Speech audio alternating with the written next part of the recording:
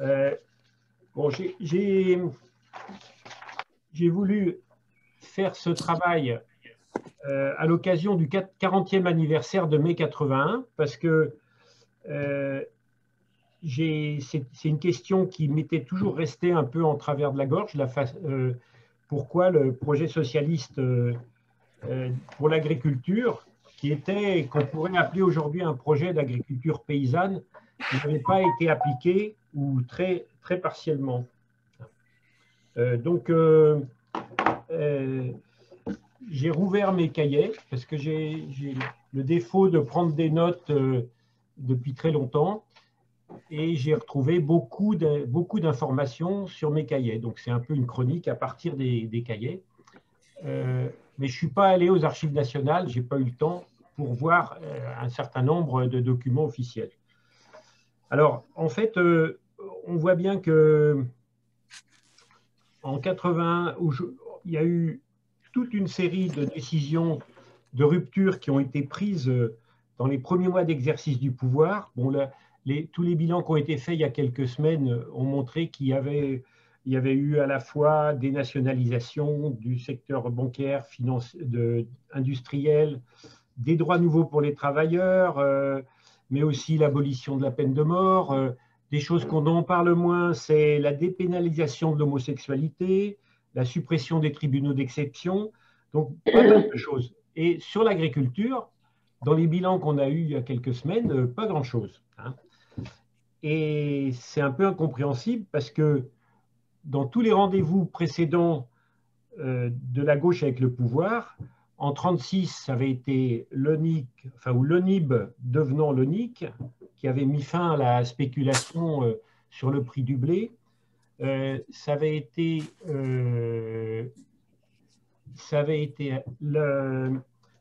1945 le statut du fermage et du métayage mis en place par Tanguy Prigent. Et donc, il y avait eu énormément de choses.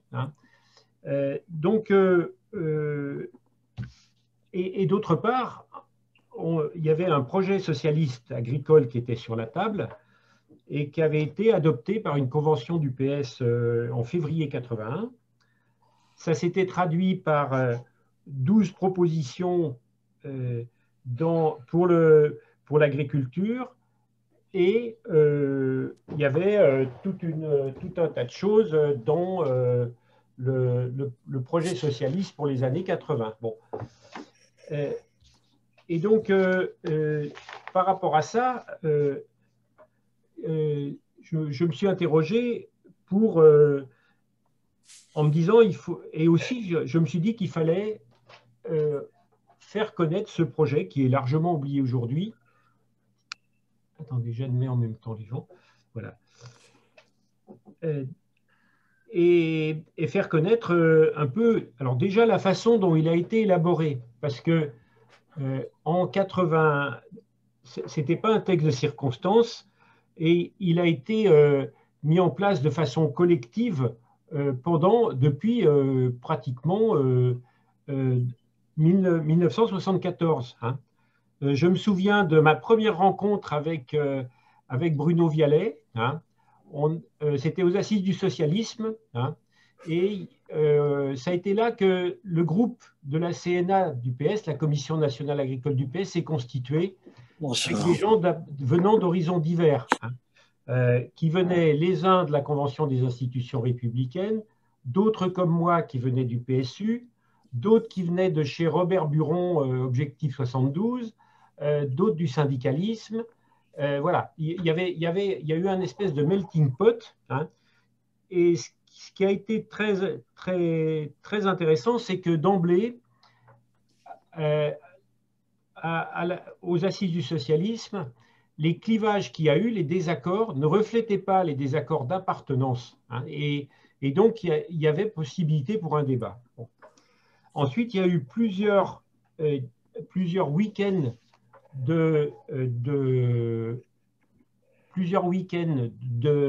d'élaboration du projet à Cône d'Allier, après Saint-Gervais, et puis à Paris, et pas mal de réunions.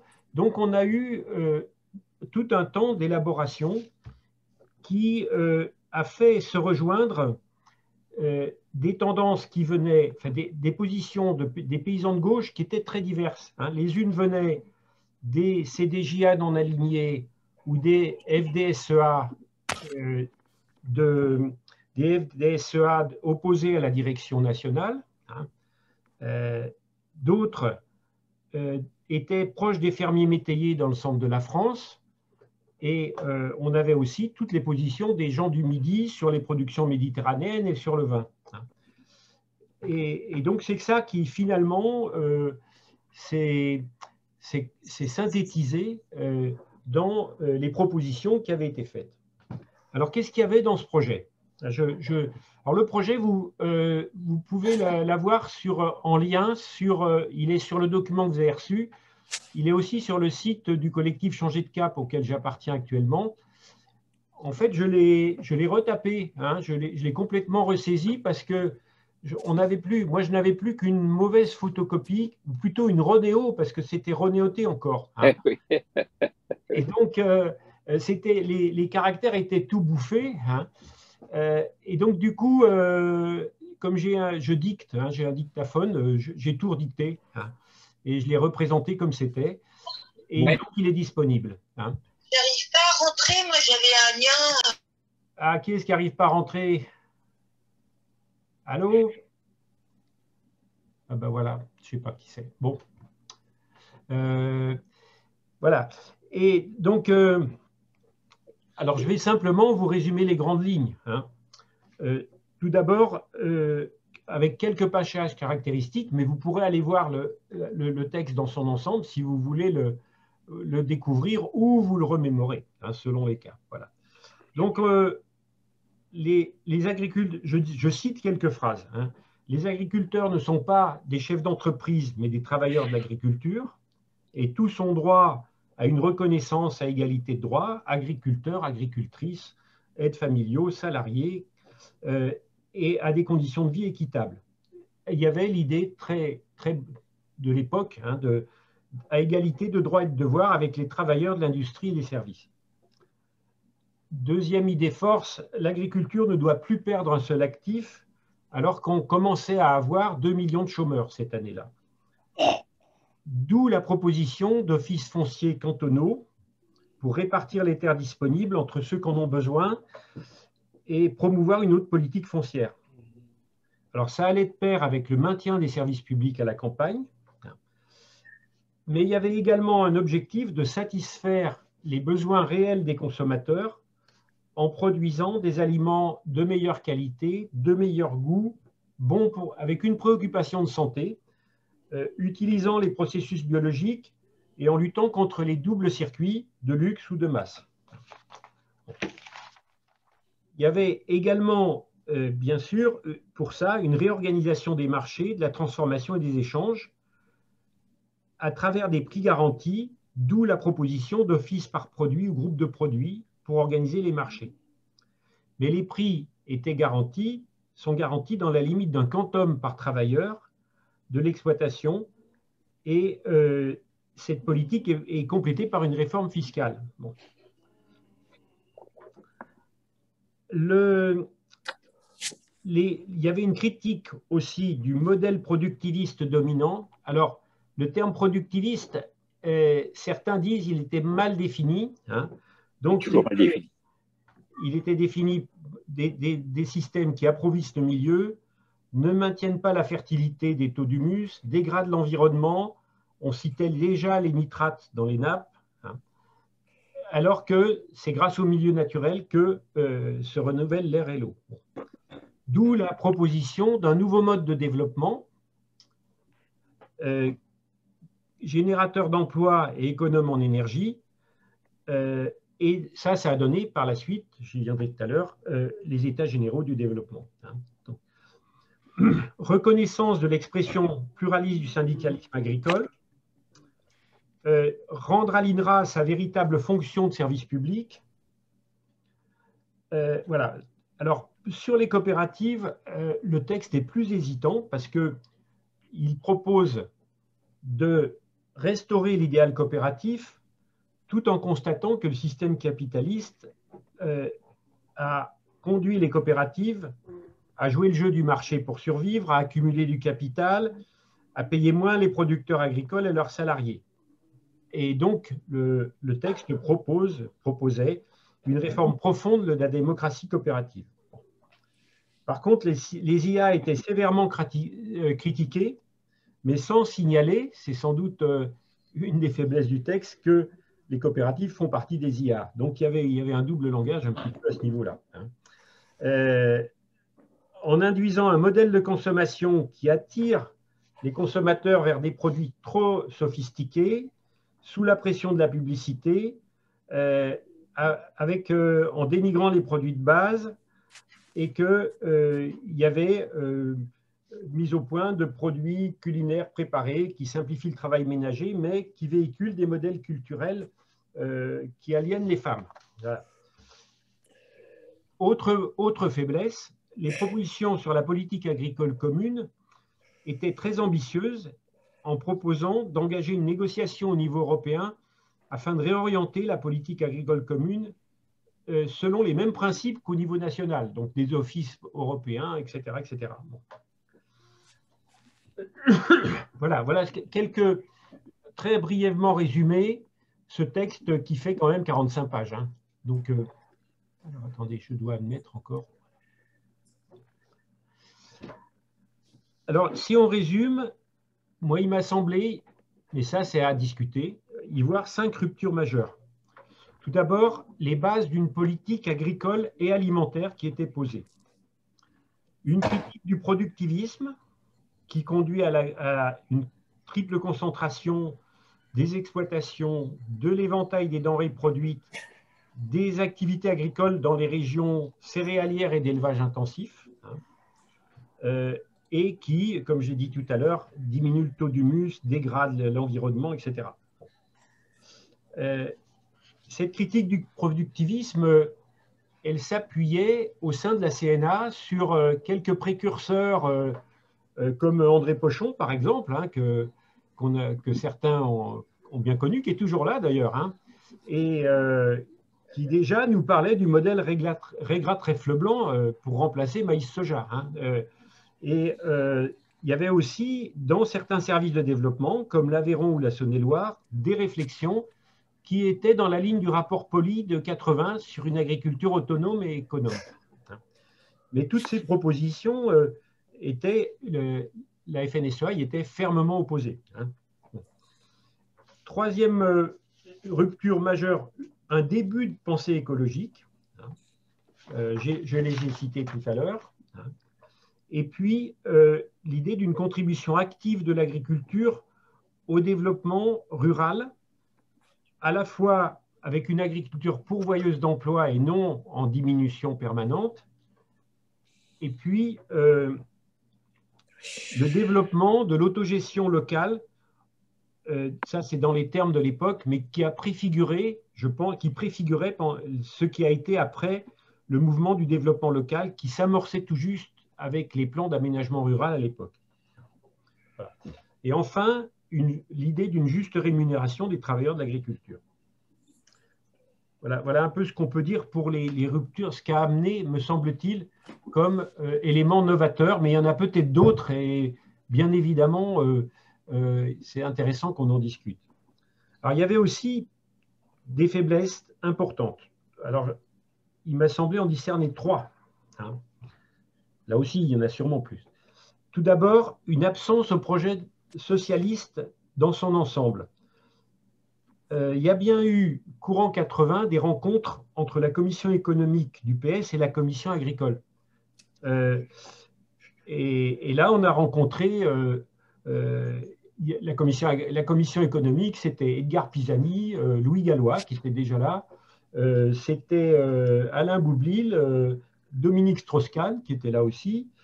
Et il y a eu un accord entre de la commission économique sur l'idée qu'il fallait limiter les garanties de prix à un certain volume parce que ça coûterait beaucoup moins cher d'avoir un quantum par rapport aux aides ad libitum qui étaient distribuées à l'époque.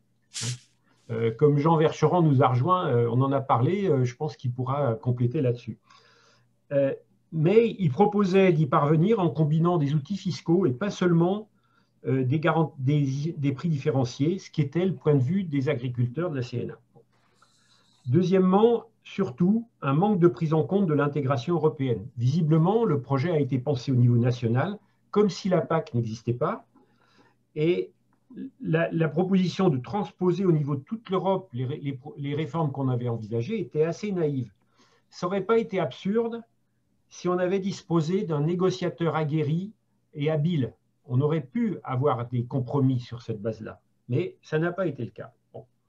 Et enfin, un syndicalisme agricole de gauche, paysan de gauche, qui était fragmenté, embryonnaire, parce que je ne vais pas vous donner tous les détails des différents mouvements qui étaient présents, hein, entre l'interdépartemental, qui était animé par Amand Châtelier ou Guy Le Fur, qui animait des belles luttes, hein, la FNSP qui prendra la suite, la CNSTP qui était radicale mais n'avait aucun programme rédigé, Bernard Lambert qui lui avait l'idée qu'il fallait, qu'il y avait plus d'expérience politique et qu'il fallait accepter de jouer le rôle de partenaire social malgré l'opposition interne qu'il pouvait avoir. Et finalement, la coagulation des différentes positions s'est faite en partie au niveau de la CNA, qui a joué une sorte de suppléance du syndicalisme agricole, hein, en rassemblant les différentes familles de la gauche paysanne et en organisant des débats internes. Hein. Mais quand on est arrivé au pouvoir, ça ne se traduisait pas, la CNA n'était pas armée pour organiser une mobilisation populaire pour faire pression sur le gouvernement. Ce n'était pas possible. Et sans mobilisation populaire, sans pression, comme il y avait eu en 1936, des réformes ambitieuses ont du mal à aboutir. Et donc, c'était vraiment une faiblesse importante, hein, d'autant qu'à la même époque, la FNSEA était reprise en main par Guillaume et par Ménard, son directeur, qui étaient des militants du RPR pur et dur et qui mettaient le syndicalisme au service du RPR. Alors, ce type de faiblesse, il existait dans tous les secteurs en 81, mais les difficultés ont été surmontées dès lors qu'il y avait une volonté politique forte, comme l'abolition de la peine de mort, un ministre habile et déterminé, comme pour la décentralisation, ou une volonté populaire, comme sur la retraite à 60 ans. Et donc, c'est ça qui, à mon avis, a joué aussi sur le renoncement au projet socialiste agricole. Voilà, alors j'en viens maintenant aux causes du renoncement, aux autres causes du renoncement, hein, parce que ce que j'ai dit n'explique pas tout. Hein. Alors, il y a eu j'ai essayé, moi, d'y voir clair dans ces causes. Hein. Et j'en ai 1, 2, 3, 4, oui, on va dire 4, hein, 4 points principaux. Tout d'abord, je crois que le choix d'Édith Cresson comme ministre de l'Agriculture a été un coup politique pour Mitterrand, qui nommait une femme, peut-être une reconnaissance personnelle, mais en sous-estimant la difficulté du poste. Et avec un ministre plus chevronné, si par exemple Joxe avait été ministre de l'Agriculture, il aurait sans doute été possible de négocier un changement d'orientation pour mettre en pratique les propositions du projet dont j'ai parlé tout à l'heure. Alors, Édith Cresson était super sympa, hein, elle est directe, d'une grande simplicité, mais elle était inexpérimentée et impulsive en même temps, courageuse mais impulsive. Et très vite, les dirigeants agricoles ont présenté cette nomination comme une provocation et ça a été la guerre permanente. Hein. Il est nécessaire d'avoir une formation politique et une capacité à diriger. Hein, et en fait, assez vite, hein, La direction effective des affaires a été assurée par un triumvirat qui était composé de Bernard Goury, qui avait la confiance d'Édith Cresson et de François Mitterrand, de Francis Ranc, qui avait été jusque-là directeur de la Confédération française de la coopération agricole, et de Lucien Méadel, qui était un inspecteur des finances qu'on avait mis là pour avoir la crédibilité. Hein. Mais la direction réelle, c'était Bernard Goury, je pense qu'il assurait. Hein. Il le faisait en étroite liaison avec Henri Nallet, qui, lui, avait été très rapidement a été le conseiller agricole de l'Élysée et qui jouait en fait le rôle d'un ministre bis. Hein. Beaucoup de décisions étaient prises à son niveau. Ça, c'est la première chose, à mon avis, qui a été déterminante. La deuxième, c'est que, je l'ai dit tout à l'heure, le projet socialiste pour l'agriculture était peu connu, ni compris, ni partagé par Matignon, par les autres ministères et par l'Élysée. Alors à Matignon, le conseiller agricole s'appelait Jean de Kervasdoué. Avec Arthur, on le connaît bien, puisque on s'était présenté contre lui au bureau des élèves bien avant dans notre promo de l'agro. Hein. Et lui avait été formé au management dans les universités américaines. Ça a été ensuite la cheville ouvrière de la libéralisation des politiques de santé au ministère de la Santé. Et Henri Nallet, très vite, a adopté une attitude critique vis-à-vis des militants agricoles qui manquaient de réalisme, qui étaient gauchistes, etc. Bon, voilà. Et même s'il avait été introduit auprès de François Mitterrand par Bernard Tarrot, hein, qui lui faisait confiance. Et dans les réunions interministérielles, le projet socialiste était totalement inconnu, mais se heurtait aussi à l'idéologie qui déjà était en place. La direction du Trésor nous disait que les contrats types d'intégration étaient contraires à l'économie libérale, qu'il fallait laisser faire le marché. Et pour les agriculteurs en difficulté, le budget nous disait qu'on ne peut pas aider tout le monde. Et en fait, la technocratie était déjà au pouvoir sans grand contrepoids politique dans la conduite quotidienne des affaires. Troisième raison, c'est sans doute la plus déterminante, dès les premiers jours, les consignes de l'Élysée étaient claires. On nous a dit, mes camarades, parce qu'on parlait comme ça à l'époque, la période électorale est terminée et maintenant on va faire de la politique. Et dès le 1er juin, François Mitterrand a reçu pour les écouter les 4 grandes organisations, FNSEA, CNJA, PCA, CNMCCA, hein, à qui avait été remis la gestion de la politique agricole depuis 20 ans, et pour les écouter, pour les séduire aussi, et sans leur présenter comme un impératif les mesures sur lesquelles il avait fait campagne, ni a fortiori le projet socialiste agricole. Et pour la FNSEA, ça a été, je pense, une divine surprise, parce que dans les jours précédents, on a été plusieurs à recevoir des membres du bureau de la FNSEA qui s'apprêtaient à composer, qui étaient prêts. Moi, j'ai reçu M. Menrad, qui était au bureau de la FNSEA, Francis Ranc a rencontré Auguste Gris, hein, et ils étaient prêts au partage des fonds publics, ils étaient prêts à un pluralisme. Mais alors, après cette rencontre, dès le lendemain, au congrès du CNJA, François Guillaume a prononcé un discours offensif, exigeant le maintien du revenu des agriculteurs, la poursuite de l'expansion de l'agriculture française, le maintien de la conférence annuelle, etc. Donc, voilà. Et ce pacte de non-agression était partagé par Matignon, hein, qui, dans le discours de politique générale, le roi a dit on va poursuivre le dialogue avec les partenaires sociaux. Hein, et ça traduisait aussi le fait que le dialogue avec des forces institutionnalisées était pour l'ensemble de l'appareil d'État plus rassurant que le langage avec des militants qui ne parlaient pas le même langage. Il y a aussi une question de langage, hein, sur laquelle je reviendrai tout à l'heure.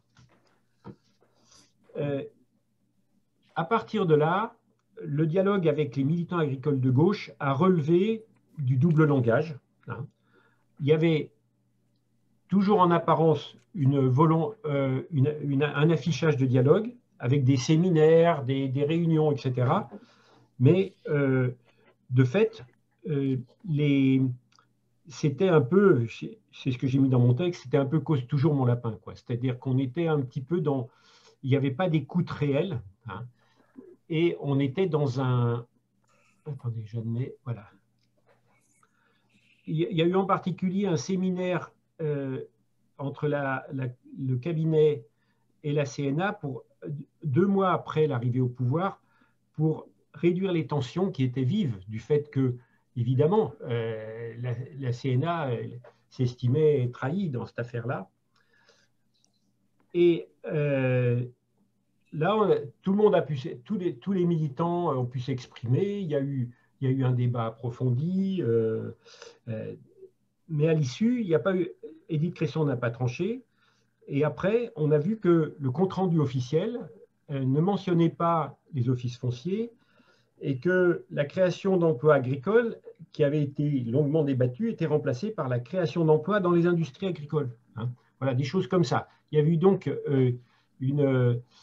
des écarts très importants, hein, et la même attitude a prévalu pour la reconnaissance de la pluralité agricole. C'était un des engagements de campagne, mais on a tergiversé en accordant avec parcimonie quelques financements, et il a fallu attendre 20 ans jusqu'à Glavany pour que la reconnaissance soit effective. Voilà. Et ce qui a été pour moi un peu le clou, hein, le summum, c'est que j'ai été chargé au cabinet de préparer les élections aux chambres d'agriculture. Et celles-ci ont été différées d'1 an, de mars 82 à mars 83. Et en mars 83, les résultats, le soir de l'élection, montraient une certaine percée de la gauche paysanne, ou de la droite paysanne aussi, parce qu'il y avait aussi la coordination rurale qui était là. Et les listes regroupées sous le sigle UFP par la FNSEA ne représentaient que 54… Oui, je suis en train d'écouter Didier, là. Mais enlève ton micro, Arthur. Écoute, je t'ai envoyé… Voilà. Donc, il y avait une large prédominance des listes parrainées par la FNSEA qui s'appelait UFP, mais qui était de 54% des voix au lieu de 70%. Hein. Et donc, la FNSEA restait majoritaire, mais elle ne pouvait plus prétendre au monopole de la représentation. Et du coup, Matignon a donné l'ordre de faire basculer des listes qui étaient des listes de FNSEA d'opposition ou non alignés, etc., de façon à ce qu'on fasse apparaître des résultats beaucoup plus favorables. Les listes ont protesté, mais 8 jours après, il y a eu un communiqué rectificatif, mais le mal était fait, c'était passé dans les médias et c'était trop tard. Hein. Et voilà. Donc, on avait donc une volonté de ménager la FNSEA sur tous les plans, y compris par tous les moyens. Voilà. Enfin, dernier point, il y avait un problème, je pense, d'organisation interne avec un cabinet qui était pléthorique et qui doublait les services. Hein. Derrière le petit comité qui prenait les décisions essentielles, il y avait, chaque fois qu'un problème nouveau apparaissait, on a recruté un nouveau conseiller technique. Hein. Si bien qu'en août 81, on n'était pas moins de 23 membres. Hein. Et il y avait des groupes de sensibilités différentes, hein, avec des technos, souvent énarques, des fonctionnaires du ministère qui étaient souvent des militants, des gens qui étaient cadres dirigeants d'organisations professionnelles agricoles et des militants proches des paysans.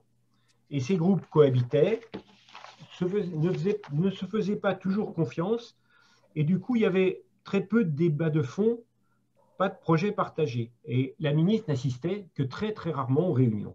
Alors, ça s'est amélioré un peu en 82 avec l'arrivée d'un nouveau directeur de cabinet, Jean-François Larger, qui était super. Moi, j'ai beaucoup aimé travailler avec lui.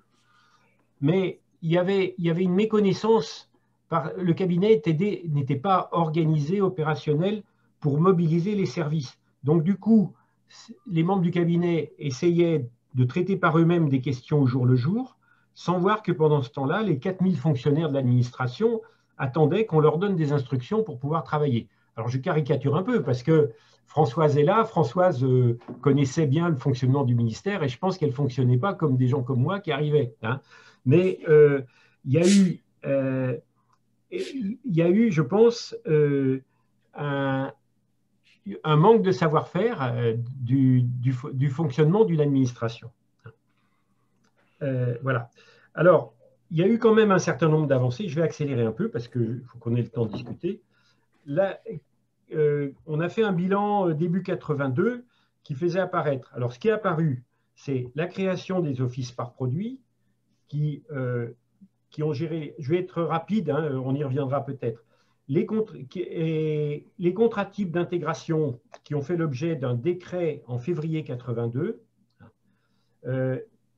et qui ont mis fin à une situation qui ressemblait beaucoup pour les éleveurs sous contrat ou pour des producteurs de légumes sous contrat à une sorte d'ubérisation avant l'heure. C'est-à-dire qu'ils avaient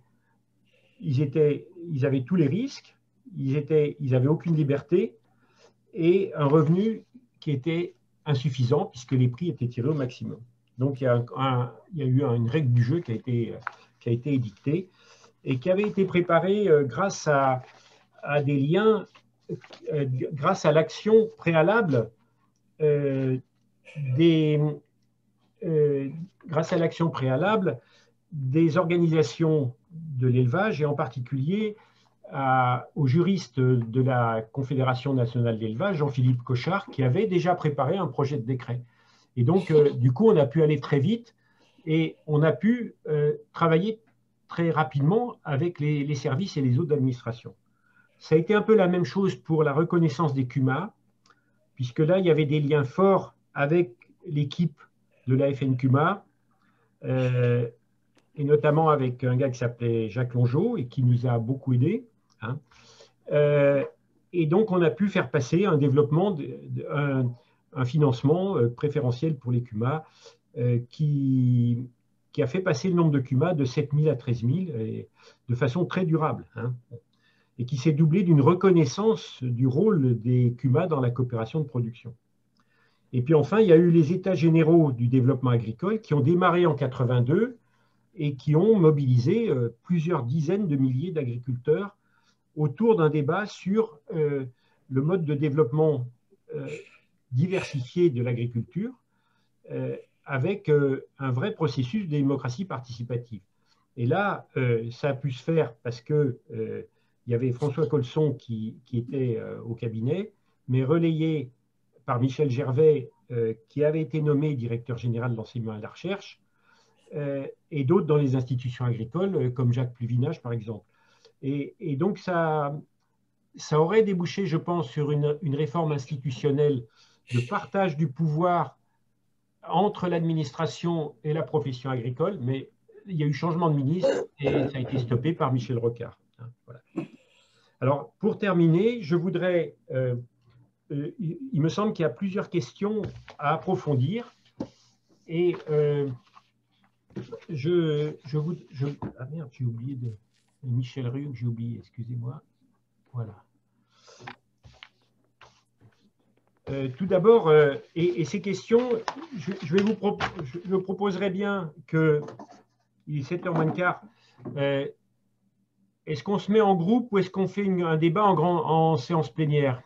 Qu'est-ce que vous pensez? On fera un débat en séance plénière. On reste en séance plénière? Oh oui. Ouais, on ne peut pas se mettre en groupe, c'est pas possible. C'est trop court, hein? Ouais. D'accord. Bon. Donc, il y a plusieurs questions qui se posent. Hein. La première, c'est est-ce que vous partagez cette analyse ou plutôt quels sont les compléments, les contradictions, les remarques que vous pouvez apporter, qu'on peut apporter les uns et les autres? J'ai déjà reçu par écrit beaucoup de contributions très intéressantes, des fois des gros documents, et je vois bien que c'est intéressant de creuser, hein, et peut-être de faire une autre version du texte, d'autres rencontres. Ça sera à discuter peut-être à la fin de la réunion. Deuxième question, en quoi ce projet, ces propositions qui avaient été mises sur la table il y a 40 ans peuvent inspirer aujourd'hui la réforme de la PAC, les luttes contre les grands projets inutiles, une autre agriculture et une politique alimentaire. Est-ce qu'il y a des choses à reprendre? Est-ce que ça peut nous inspirer de savoir qu'il y a cette épaisseur historique? Et puis la troisième question, c'est de savoir quels obstacles qui se sont posés à ce moment-là risquent d'être rencontrés par tout gouvernement de transformation sociale qui accède au pouvoir après une période de gouvernement conservateur ou néolibéral ou corrompu même. Hein. Et comment s'y préparer? Hein, voilà. Et donc, je vais m'arrêter là. Hein. Vous en trouverez plus dans le projet, dans le document de 12 pages, j'ai quand même un peu résumé, et puis dans les documents annexes qui sont en lien sur ce document. Donc il y a un dossier derrière, et ce document est sur le site du collectif Changer de Cap, donc je vous mettrai le lien à tous ceux dont j'aurai la trace. Hein, voilà. Alors, on peut ouvrir le débat, voir qui demande la parole pour répondre à ces différentes questions. Hein. Voilà. Alors, Bruno Vialet, oui, si vous levez le doigt, je le vois. Vas-y. Je vais bien commencer. Je voudrais rendre hommage à cet écrit là que j'ai trouvé remarquable parce qu'il résume très bien. Il n'est peut-être pas toujours complet, mais c'est très bien. Je l'ai beaucoup partagé à la fois dans ses axes essentiels et dans ses petits points. Alors, je ne sais pas, il y a tellement de choses à dire. La France est tellement différente. Moi, j'ai vécu mon métier dans le Massif central. Je suis savoyard d'origine. Et j'ai vécu mes responsabilités politiques. J'étais chargé de mission à la FNB pour le troupeau allaitant. Je voudrais rendre hommage aussi à Jean-Philippe Cochard, qui était un grand copain pour moi. Oui. Voilà. Alors, il y a tellement de choses à dire, il faut sélectionner. Alors, pourquoi la faiblesse des résultats par rapport à ce qui a été préparé? Alors moi, je crois qu'il y a deux choses à dire, d'essentiel à retenir. C'est que nous avons été barrés par l'ère de Baptiste. Oui. Le succès de la JAC était un très grand succès, mis à part quelques zones. Et je vous rappelle que l'idéologie de Baptiste, j'ai bien connu, puisque j'étais dans le Puy-de-Dôme, c'était que on ne devait plus être des paysans. Paysan, c'était un état de fait, c'était un milieu, ce n'était pas une profession.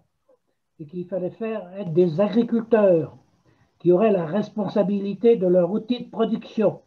Donc, ils deviendraient des chefs d'exploitation. Et cette idéologie-là, elle a imprégné beaucoup, même des gens qui étaient loin de la JAC, parce que ça leur a donné des personnalités et puis ça leur a permis de prendre des pouvoirs dans les organisations. Petit à petit à gagner toutes les organisations. Et ça empêchait le courant socialisant de prendre le dessus et de représenter véritablement une grande force. Et bien sûr, il est très divisé, on y reviendra. Deuxièmement, il y a eu des tentatives de Baptiste de discuter avec les centrales ouvrières pour faire un axe politique, etc.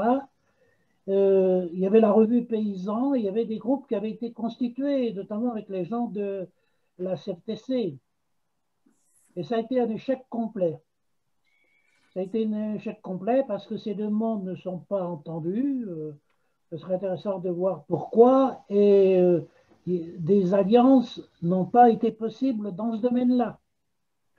Et c'est pour ça que finalement, tous les gens qui venaient de milieu de la JAC, qui étaient très puissants, etc., n'aimaient pas le terme paysan travailleur et n'aimaient pas l'expression les travailleurs de l'agriculture. Pour eux, ce n'était pas le terme qu'il fallait employer.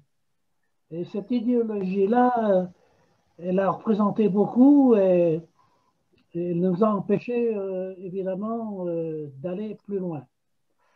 D'autre part, c'est le dernier point, je vais presque laisser la parole aux autres, le PS dans son ensemble, il a toujours mal représenté le monde paysan. Il y avait des impacts, Bernard Tarrot, etc.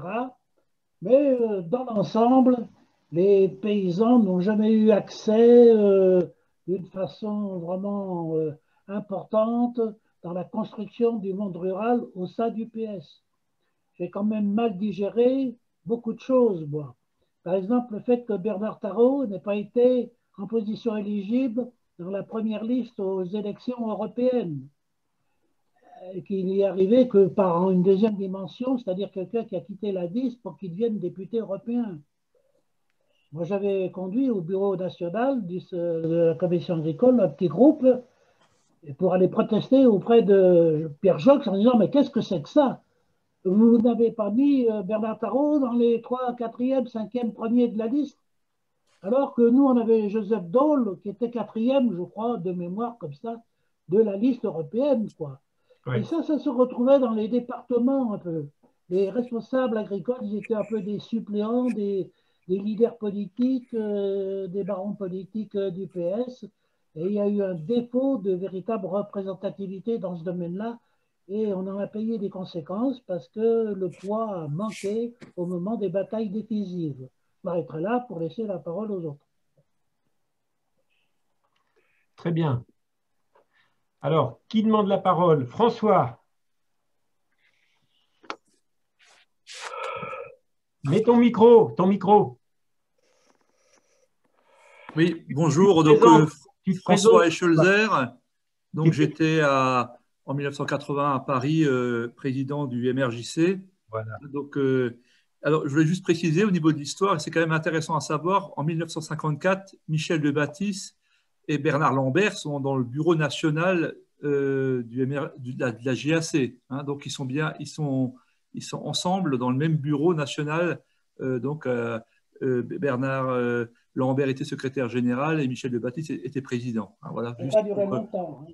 pour montrer la diversité des logiques qu'a suscité la JAC. Moi, ce qui m'a, dans le texte que Didier a présenté, moi, ce qui m'a frappé, c'est que en 1980-81, pour des jeunes du MRJC, le projet socialiste ne nous parlait absolument pas. Hein, on ne le connaissait même pas. Hein, donc, il n'évoquait rien pour nous. Et donc, lorsque en 81, il y a eu ce nouveau pouvoir qui est arrivé, c'est là qu'on a découvert qu'il y avait des propositions. Hein. Alors, on a su assez vite rebondir parce que beaucoup d'intervenants à des stages du MRJC et de la JAC se retrouvaient dans les cabinets. Hein. Je pense à François Colson, à Michel Gervais. Hein, et ce qui fait que ça, à ce moment-là, ça a suscité un intérêt. Hein, et on a commencé à réagir, on a commencé à s'intéresser.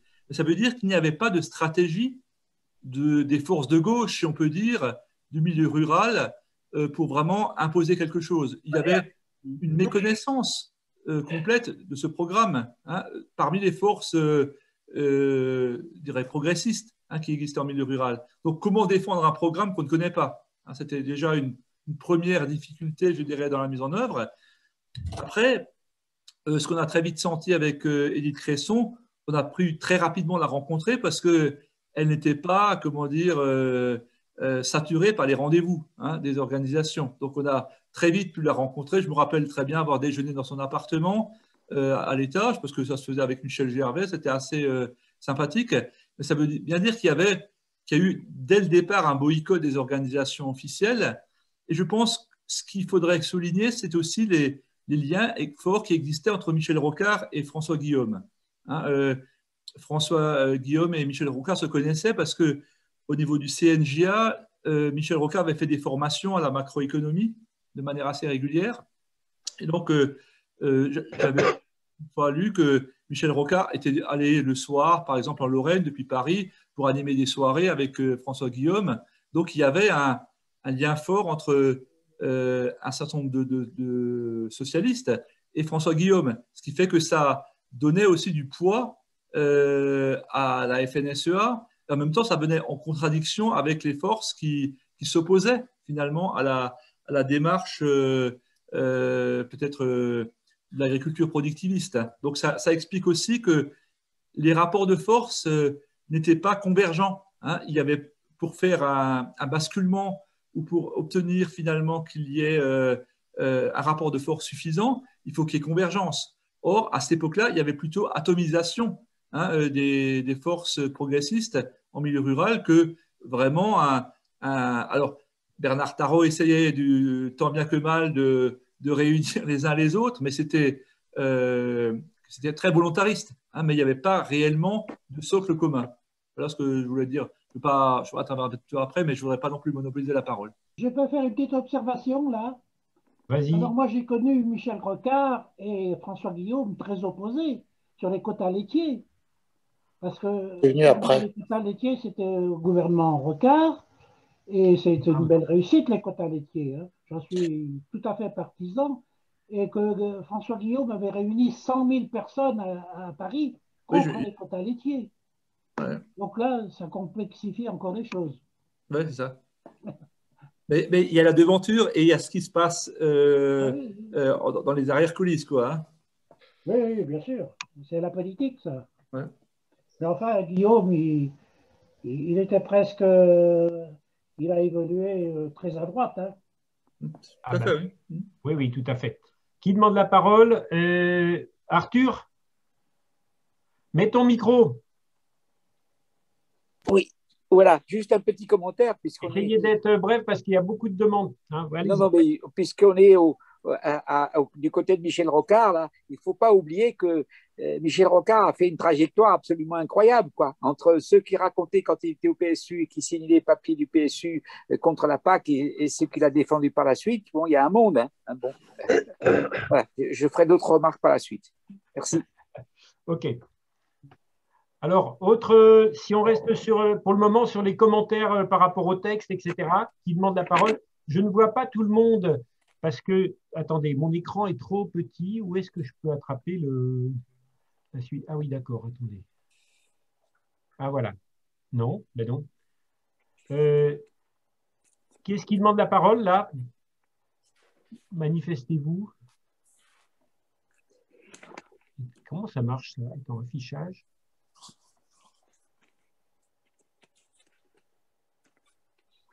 Non. Alors. Bon. Sinon, oui, je reprends. Excuse-moi. J'ai un point d'ordre, c'est que je n'arrive pas, j'arrive pas à voir toutes les têtes. Donc, certains sont privés de parole parce que je ne les vois pas, ce qui est injuste, bien sûr. Hein. Donc, je ne sais pas, j'ai un problème avec... Tu appuies sur le point affichage en dessus et tu mets galerie. Comme ça, tu vois tout le monde. Mais oui, mais c'est galerie, justement. Je suis déjà là-dessus, moi. Et non, mais tu as une flèche sur la droite de ton écran qui te permet de faire défiler à la page d'après. Mais c'est celle-là que je... Attendez. C'est là que je ne vois pas. Oh là là, quel balard. En principe, on n'a pas besoin parce qu'on est 30 et il y a 5 x 6 sur l'écran. Donc, normalement, il n'y a qu'une seule mais je vois tout le monde. Alors, peut-être que je vois tout le monde. Hein. Oui, parce qu'il y a eu plus tout à l'heure, mais il y a des gens qui sont partis. Ah, d'accord. Bon, mais très donc bien. Là, tu as tout le monde. Bon, parfait. Donc, alors, qui demande la parole? Arthur, éventuellement? Oui, alors quand même, je voudrais souligner que quand j'étais au PSU, je ne me souviens pas d'avoir eu des rencontres avec la Commission nationale agricole du PS. Voilà. Donc, c'est quand même une faiblesse de l'action militante. Je sais bien que je n'avais pas réussi à faire en sorte qu'il y ait des ministres PSU. Hein. On n'avait eu que 30%, quelque chose comme ça, ou 35% au PSU pour participer au gouvernement, mais moi, j'étais pour.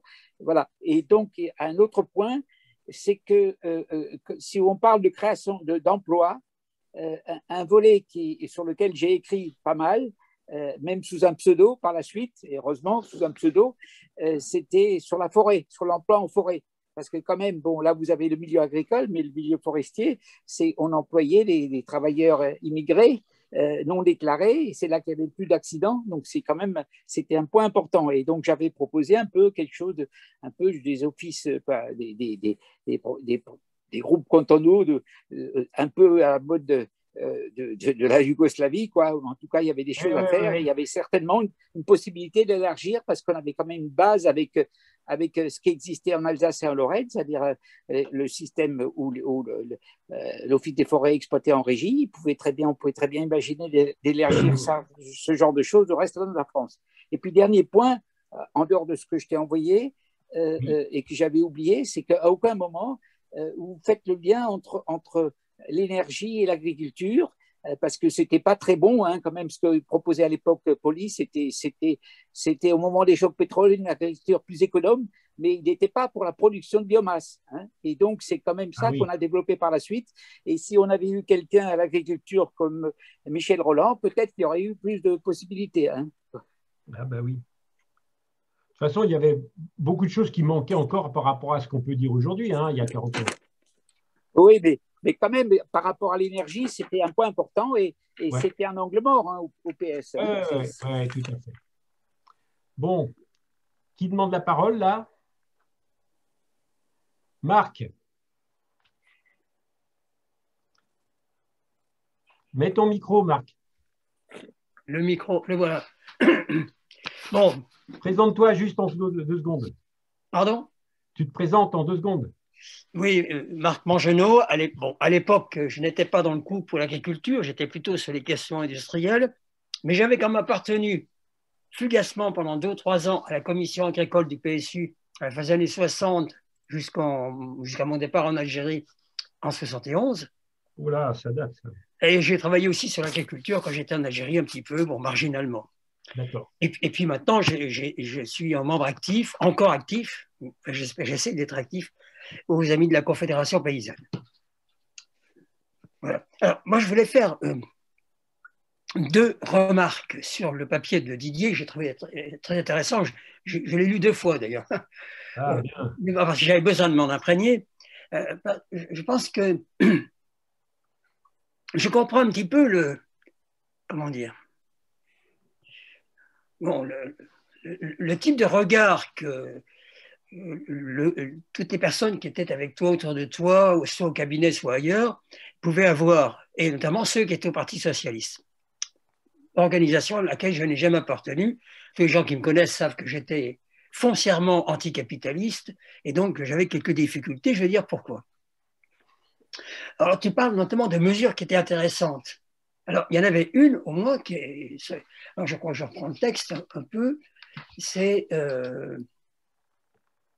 des décisions en rafale, ce qui est exact, et certaines étaient tout à fait intéressantes, moi je suis assez d'accord. Et tu dis, rappelons par exemple la nationalisation du secteur bancaire et du secteur du secteur industriel, enfin des grosses firmes. Or, en fait, cette nationalisation, avec tous les défauts d'étatisation à l'époque, alors moi j'étais dans une des commissions à l'été 81, de fin juin, je crois, de juin au mois d'août, puis j'ai démissionné fin août, qui travaillait là-dessus. Et il est bien entendu qu'on aurait pu aussi s'intéresser à la socialisation, par exemple, d'une partie de l'activité agricole. Tu as parlé des coopératives, tu as parlé du cumin, etc. Or, ces nationalisations ont été vues comme tout le reste dans une optique qui n'avait pas grand-chose à voir avec un projet qui se qualifiait lui-même, ou qui s'auto-qualifiait de socialiste. Oui. J'en ai fait la critique, c'était la raison, dès ce moment-là, et c'est la raison de ma démission fin août 81. Je participais dans un groupe de travail, on n'avait pas pris beaucoup de vacances, on disait, bon voilà, il y a un changement important, il faut rester là, il faut être à disposition du gouvernement, à disposition des syndicats, etc. Bon, ben c'était vraiment une opération plus que ratée, qui était vouée à l'échec. C'était incontestable. Et en plus, on avait, alors évidemment, il n'y avait pas un nationaliste, c'était un ensemble de coopératives, le Crédit Agricole, dont tout le monde savait que sa politique était particulièrement mal orientée en termes de modernisation de l'agriculture, etc. Et là, il aurait fallu donner un sacré coup de balai, en tous les cas, en tout cas impulser une nouvelle orientation en ce qui concerne le financement des activités agricoles, y compris bien entendu le financement, le soutien qu'on pouvait apporter à tout ce qui s'est passé en amont, les fournisseurs de l'agriculture, les chimistes, les mécaniciens, etc. Et puis l'aval, il y a la transformation, la distribution. Donc, le Crédit Agricole avait une part énorme là-dedans. Tu n'en parles pas beaucoup dans ton papier, si je me souviens bien. Il y a des trucs annexes. Puis le deuxième point que je voulais souligner, mais c'est un point de vue très personnel, ça surprendra peut-être beaucoup d'entre vous, il n'y a pas de critique, de distance critique, je dirais, par rapport au PS lui-même. Or, pour moi, le PS était caractérisé, c'est la raison d'ailleurs de ma non-adhésion à ce parti, était caractérisé par quelque chose d'assez original, me semble-t-il, c'est que la majorité de ses adhérents et de ses militants étaient de gauche. Et ce qui n'est peut-être plus tout à fait le cas aujourd'hui, étaient de gauche. En revanche, la direction était majoritairement de droite. Je suis catégorique là-dessus, je dis bien de droite. Alors, avec des discours un peu gauchisants, un peu socialisants, mais franchement, c'était une direction de droite. Bon, et je ne te parle pas de Mitterrand, je parle de l'ensemble. Et il y avait pourtant des gens qui étaient vraiment situés à gauche, et notamment dans le domaine agricole. Tu as cité Pierre Joxe, on pourrait citer Pisani, qui étaient vraiment plutôt sur des bons chemins. Mais dans l'ensemble, c'était ça. Et l'autre paradoxe, donc une base de gauche, une direction majoritairement de droite, et l'autre paradoxe, c'est de faire travailler surtout les militants et les gens compétents et les gens engagés pour faire des programmes qui pouvaient à certains égards être assez à gauche, notamment quand on regarde les 5 propositions, ou même le programme commun qui n'a pas été, et qui a finalement a volé en éclats, mais bien entendu, l'essentiel du travail est fait par la gauche de l'organisation, mais c'est la direction du parti droitière qui prendra les rênes. Or ça me paraît tout à fait vrai. Quand je dis droitière, par rapport à l'agriculture, je dirais que c'est par rapport à peu près tous les sujets. J'écoute un webinaire, ouais. Dis-moi. Tu as fait les corrections directes, du coup je l'envoie tel quel sur le diapo Afrique. Ah oui, bah oui. Oui, j'ai fait les corrections directes sur le diapo. Pardon. Pardon, excusez-moi. Pas grave. Voilà. Oui, ben d'accord, mais j'ai pas voulu, moi, me lancer dans un... J'étais branché sur la partie agriculture, hein, moi, j'étais pas... voilà. Hein. Ah oui, Pémal qui dit, moi, fils d'un petit agriculteur, je peux vous assurer que mon père baignait dans un monde de droite. Hein. Tout à fait, tout à fait. Oui, oui. Alors, qui demande la parole maintenant? Ben, moi, je vais bien. Attends, je donne avant. Attends, Gérard Choplin, peut-être. Oui, bonjour à tout le monde, Gérard Choplin. Moi, j'étais pas encore dans cette histoire en 1981, mais j'ai été animateur de la CNSTP de mars 82 à juillet 85. Et j'arrivais de nulle part, j'arrivais pas du milieu politique ni du milieu syndical, donc j'étais un peu frais et naïf. Et ce qui m'a frappé, dans l'animation, à l'animation de la CNSTP, c'est en fait les tentatives vraiment de la part du Parti socialiste d'influencer fortement le comportement de la CNSTP et donc d'influencer un syndicat, et notamment lors de... Donc Didier Minot parle longuement de l'élection aux chambres d'agriculture de 1983, et pour moi ça a été vraiment révélateur, et moi j'ai été choqué, mais à ce moment-là je venais nulle part, donc je pouvais être choqué par beaucoup de choses, et notamment dans les tentatives, donc quasiment avec de l'argent sous la table dans un café de la part d'un responsable du cabinet d'Édith Cresson, pour essayer que la CNSTP et la FNSP fassent liste commune pour les élections en chambre d'agriculture, alors que les deux organisations relativement nouvelles, surtout pour la FNSP, que nous on appelait la FNPS, parce que ça avait quand même été créé par le PS, et voulaient en fait se compter, c'est la première fois qu'elles étaient aux chambres d'agriculture, elles en avaient bien le droit. Et donc moi j'étais tout à fait choqué, c'était même des devises étrangères qu'on nous proposait dans un café parisien. Et ouais, mais on peut plus demander à Bernard Lambert, mais c'est lui qui était là.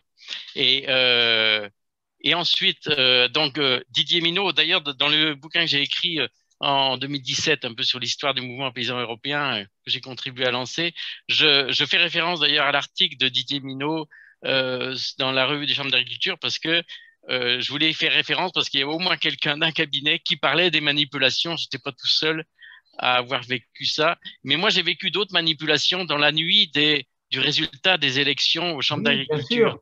Et donc, moi, pour vous montrer aussi l'influence, à 19h, moi, j'étais dans le bureau de la CNSTP en essayant de collecter les informations qui remontaient de nos équipes départementales pour connaître les résultats. Et à 19h, coup de téléphone de la CNA, du Parti socialiste, en disant mais pourquoi vous n'êtes pas chez nous à suivre les résultats des élections? La FNSP est déjà là.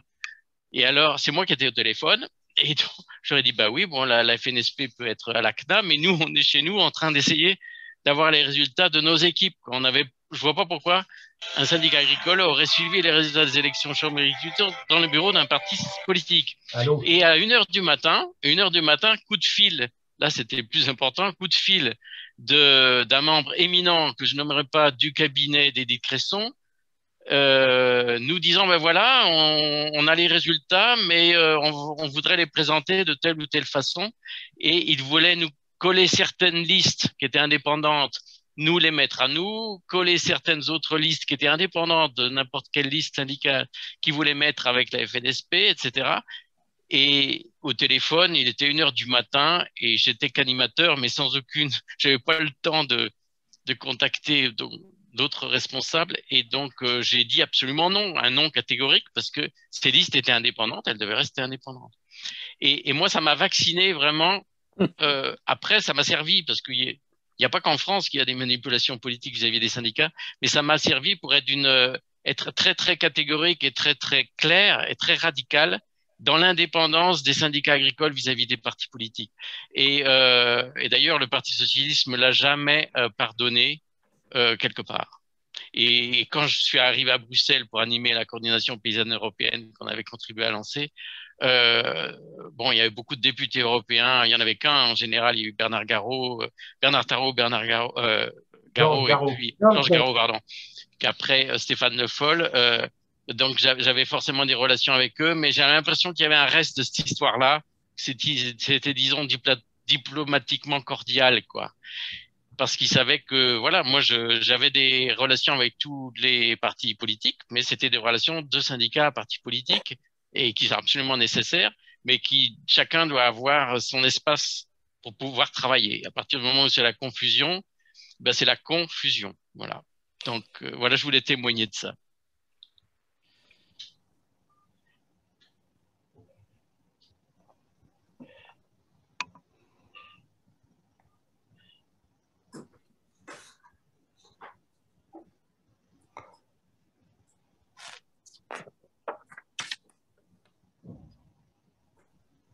Il y a un peu de parole. Didier, il faut que tu mettes ton micro. Le micro. Bon.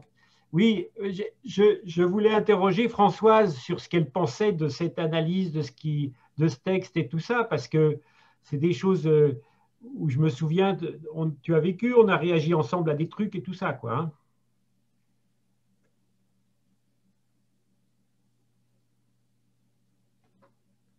Oui, bon. Non, j'ai pas grand-chose à dire parce que d'abord, j'ai pas pris des notes suivies comme toi et c'est assez loin dans mon souvenir. Et puis surtout, à l'époque, j'étais extrêmement jeune et naïve en politique et donc il y a des choses que je sentais confusément, mais que j'analysais mal et surtout, comme tu l'as très bien dit, j'étais dans le cabinet, mais j'avais toujours le sentiment d'être complètement toute seule avec mes dossiers qui n'intéressaient personne et que j'étais obligée de me débrouiller toute seule. Et j'ai compris très vite que ce qu'on attendait de moi, c'est qu'il y ait le moins de vagues possible dans mon secteur. Quoi. Absolument. Hein. Oui. Et j'ai eu le même sentiment vis-à-vis de l'agriculture dès le départ, moi, j'ai interprété la nomination d'Édith Cresson comme une façon, effectivement, de considérer que l'agriculture n'était pas une des priorités du moment et que donc il n'y aurait pas de débat autour de ces questions-là. Et ça m'a laissé, cette double solitude m'a laissé très, très désarmé. Et c'est pour ça que je ne suis pas restée très longtemps au cabinet parce que je me demandais vraiment qu'est-ce que je faisais là. Et avec du recul, je me dis que c'était très naïf parce qu'on ne peut pas impulser des changements aussi profonds que ceux qui étaient inscrits dans le programme socialiste si on n'a pas une base sur laquelle on peut s'appuyer.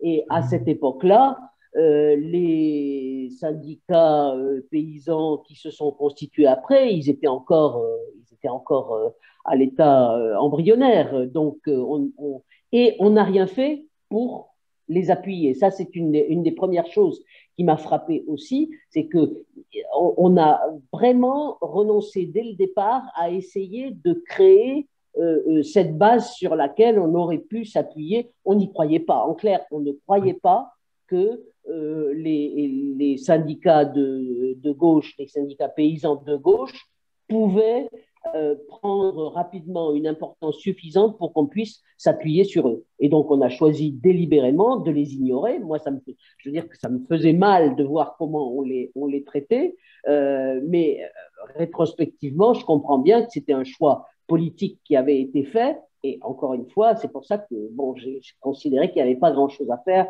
dans ce gouvernement-là sur les questions agricoles. Voilà. Même si il faut quand même modérer, il y a quand même des choses qui ont été faites.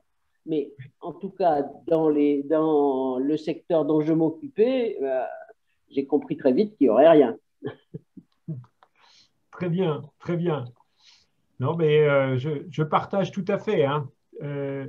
Moi, je me souviens de quelques fois où tu as explosé en réunion de cabinet face à cette ambiance, avec beaucoup de courage d'ailleurs, en prenant à partie, y compris Édith Cresson elle-même. Je ne sais pas si tu te souviens de ces épisodes. Non, je ne me souviens pas. Je ne me souviens jamais des scandales que je crée. Non, non. Et c'est vraiment chez moi tout à fait spontané. C'est pas calculé ce genre de cas. Non, non, ce n'était pas calculé, mais moi je me souviens. Bon, alors, est-ce que dans les personnes qui attendez, j'essaye de voir dans les personnes qui sont là, qui est-ce que je pourrais interroger? Michel Sorin, qu'est-ce que tu en penses de tout ça, toi, qui était au PS aux manettes d'une fédération socialiste à l'époque, hein? Oui, bonsoir à tous. J'étais à la base dans mon département de la Mayenne et j'étais premier secrétaire fédéral et puis j'étais pas à la commission nationale agricole, hein, donc j'étais en relation un peu avec la commission nationale, mais c'était quand même relativement fermé, je pense, encore que moi j'avais l'avantage de travailler avec Georges Garot. Donc j'avais des éléments par Georges Garot et d'ailleurs c'est ensemble qu'on a préparé la venue de Mitterrand 15 jours avant l'élection présidentielle sur le thème agricole qu'on a organisé en Mayenne. Et j'ai réussi à trouver un agriculteur après 10 essais, 10 refus pour recevoir Mitterrand. Mais le problème, c'est que cet agriculteur-là, quand il a vu la politique qui était menée ensuite, il a été désespéré. Et non seulement il a eu des attaques des gens de son entourage qui étaient de droite ou d'extrême droite, qui l'ont appelé Mitterrand, etc. Et puis, en plus, il avait une politique agricole qui était catastrophique par rapport à ce qu'il avait espéré et ce pourquoi il avait reçu Mitterrand dans sa ferme. Oui. Alors, j'ai un bon souvenir quand même de la réunion avec Mitterrand, avec 1000 personnes en Mayenne, mais par la suite, j'ai été comme vous, j'ai déchanté rapidement, même si en ce qui me concerne, sur l'ensemble de la politique du PS, j'étais extrêmement sceptique sur notre capacité à faire une politique véritablement correspondant au projet socialiste. Là, je parle sur le plan général. Et le soir même, je me rappelle avoir commenté avec mon ami Georges Mazières en disant « Oh là là, connaissant les Delors, Mauroy, etc., et la direction qu'il y avait au PS et qui était portée au gouvernement, j'ai toujours pensé qu'on n'allait pas pouvoir aboutir. » Alors globalement, par rapport au texte Didier, je trouve remarquable le travail qui a été fait, qui traduit exactement les points à la fois, les questions. Donc ça peut permettre, on voit 40 ans plus tard, je trouve qu'on a reculé, on n'a pas avancé, mais le fait de mettre en évidence les questions, les faiblesses de la gauche de l'époque, ça devrait servir pour une démarche aujourd'hui, une démarche réaliste. Oui, non, ça ne peut pas servir. Mais ça devrait pouvoir servir. Si, pas dans des conditions très différentes, mais je trouve que c'est quand même utile, c'est utile de voir tout ça, même si aujourd'hui, je trouve qu'on est vraiment pas plus avancé. En tous les cas, je suis d'accord pour participer à ce travail. Super, super. Alors, effectivement, c'est une bonne transition parce que la question que j'ai posée tout à l'heure, c'est peut-être celle aussi qu'on peut se poser aujourd'hui. Hein. C'est que, bien sûr, 40 ans ont passé, hein, et c'est pas rien. Bien sûr, aujourd'hui, il y a des collectivités qui pèsent plus qu'avant. Il y a la mondialisation, il y a le néolibéralisme, il y a, etc. Il y a même la Chine et tout. Bon, enfin, on peut dire que tout a changé. Mais néanmoins, il me semble qu'il y a, enfin, dans les enseignements à tirer, hein, il me semble que, admettons, soyons très optimistes, admettons qu'en 2022, un candidat unique de la gauche parvienne au pouvoir avec un programme relativement construit. Bon, tout ça, ça fait beaucoup de si. Hein. Bon, eh bien, même dans ce cas-là, il y a un certain nombre d'obstacles qui ont été rencontrés au-delà du choix politique qui ont été rencontrés pour l'application du programme dont on a parlé, qu'on retrouverait demain. Et je voudrais faire le parallèle avec, j'ai une amie qui est à Corbeil-Essonnes et qui est proche de l'équipe municipale qui est arrivée au pouvoir après 40 ans de règne de la famille Dassault. Et les problèmes qu'ils rencontrent aujourd'hui ne sont pas dissemblables de certains de ceux qu'on a rencontrés. C'est que, alors, c'est le poids du court terme par rapport au long terme. Et ça, je pense que c'est quelque chose qu'on risque de retrouver parce que les problèmes arrivent. Si on veut faire une autre politique, on se retrouve avec des crises à gérer en grand nombre. C'est la façon de formuler les problèmes qui n'est pas la même dans un projet politique et dans un travail administratif quotidien, hein, ou dans la mise en musique des réformes. Hein. C'est également la tendance, je pense, à mettre à considérer comme que aujourd'hui le néolibéralisme, hier l'État capitaliste, etc., est responsable de tous les maux. Alors bien sûr, il y a une responsabilité centrale, mais il y a aussi des difficultés objectives. Et ces difficultés objectives, on risque de les retrouver aussi. Hein. Et puis,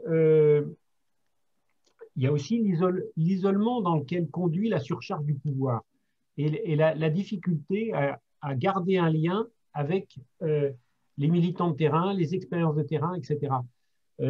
Donc, je pense que par rapport à ça, les ministres qui ont réussi à garder un cap, hein, bien que je ne sois pas d'accord avec Gaston Defferre, j'ai très bien travaillé avec lui parce que c'était quelqu'un qui avait une ligne directrice et qui avait une ossature politique.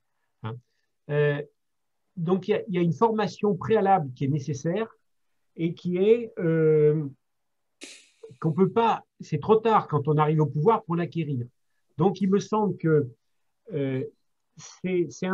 toutes les réflexions qu'on peut mener aujourd'hui, même si elles apparaissent non réalistes, si elles apparaissent sans perspective immédiate, elles sont essentielles pour constituer des collectifs qui vont avoir une réflexion de fond sur la nature des choses, la nature des obstacles à changer, etc. Et donc, il me semble que aujourd'hui, si on revenait au pouvoir, on n'a rien de tout ça. Hein, et je suis, comme l'était Michel Sorin en 81, je serais très dubitatif sur la possibilité de réaliser un projet alternatif. Hein. Mais rien n'est perdu et je pense qu'il faut se mettre à préparer tout ça. Alors, est-ce que c'est des choses que… comment vous voyez la possibilité d'anticiper sur ces difficultés-là? François.